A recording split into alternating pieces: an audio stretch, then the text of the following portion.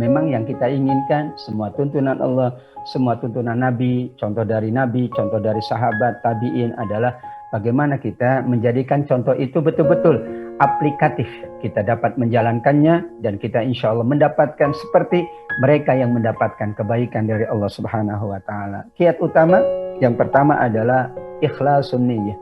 Sesungguhnya siapapun kalau beramal secara ikhlas pasti continue. Karena tidak ada yang ia harapkan kecuali Allah. Tapi kalau ia jalankan karena manusia, enggak akan continue. Jadi kita lihat kalau orang sholatnya rajin, nah insya Allah karena Allah. Tapi kalau kadang-kadang jangan-jangan gitu ya, ada maunya. Demikian juga orang berinfak bersedekah menunggu ya musim A, musim B, berarti kurang tulus. Enggak pakai musim. Kalau selama dia punya ya sudah bersedekah. Ini nanti musim, kapan? Ramadan. Itu bagus, tapi jangan menjadi ya alasan orang beramal karena Ramadan. Ikhlasun niyyah menjadi kunci agar amal kita terus kita meningkat, agar kita juga terhindar dari keburukan-keburukan. Yang kedua, amal itu memang dikaitkan pula dengan situasi dan kondisi kita. Sebuah amal bisa jadi baik karena kondisi kita memang sesuai.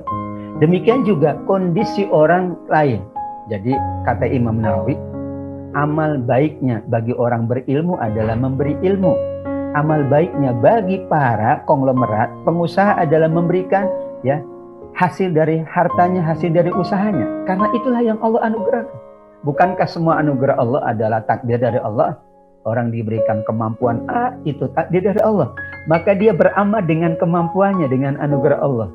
Subhanallah, para ulama sudah memberikan dengan ilmunya karena mereka memang diwariskan oleh Allah ilmu. Sedangkan para pengusaha, mereka orang-orang kaya, alhamdulillah Allah anugerah harta, dan dengan hartanya ia dapat menjalankan yang terbaik karena semuanya adalah takdir Allah Subhanahu wa Ta'ala. Tadi kita sampaikan sahabat bilang, anugerahnya adalah memang kemampuan dia, kezuhudannya, kewaroannya, dan karenanya ia masuk surga.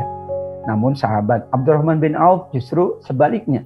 Beliau dianugerahi harta yang berlimpah, namun karena hartanya juga masuk surga Allah Subhanahu wa Ta'ala. Kita yakini semua takdir Allah, sehingga tipsnya adalah kita berusaha menjadikan semua anugerah Allah itu adalah media kita untuk meningkatkan amal. Ya Allah, Engkau anugerahkan ya harta berlebih, ini medianya. Engkau anugerahkan anak yang berlebih, inilah medianya. Engkau anugerahkan kemampuan ini medianya.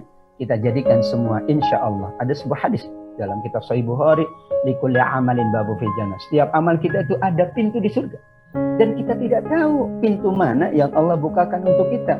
Disebutlah dengan amal unggulan. Subhanallah. Sahabat kita amal unggulannya sholat. Subhanallah.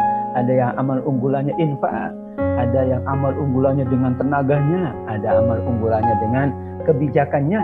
Semuanya adalah insya Allah menjadi kiat agar kita selalu berusaha meningkatkan. Dan terakhir bahwa kita yakin tidak ada yang tahu amal yang mana sesungguhnya yang itu dinilai lebih baik oleh Allah. Tidak ada yang tahu. Karenanya sebaik-baik amal itu kata Nabi yang dilakukan secara kontinu meskipun bertahap. Ahabul a'mal ilallahi adwamuha wa in qalla. Hadis Tirmidzi. Sebaik-baik amal yang paling dicintai oleh Allah yang kita jalankan secara kontinu meskipun bertahap. Ya, sedikit demi sedikit. Yang penting kita terus-menerus menjaga, mempertahankan. Dan begitulah kata Aisyah radhiyallahu anha, kana nabi amalu adimah. Sungguh Nabi amalnya itu kontinu. Kontinu itulah menjadi landasan. Bagaimana mungkin kita kontinu kalau kita tidak dianugerahi keikhlasan?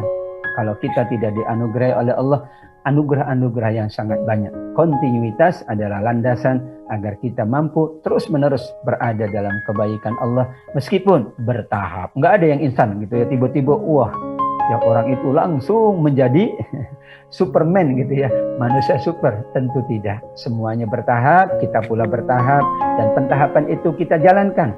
Karena itu adalah nilai di sisi Allah. Justru yang Allah nilai adalah proses pentahapannya, bukan hasilnya. Proses pentahapan kita jadikan adalah media kita menambah koleksi-koleksi kebaikan kita di sisi Allah insya Allah.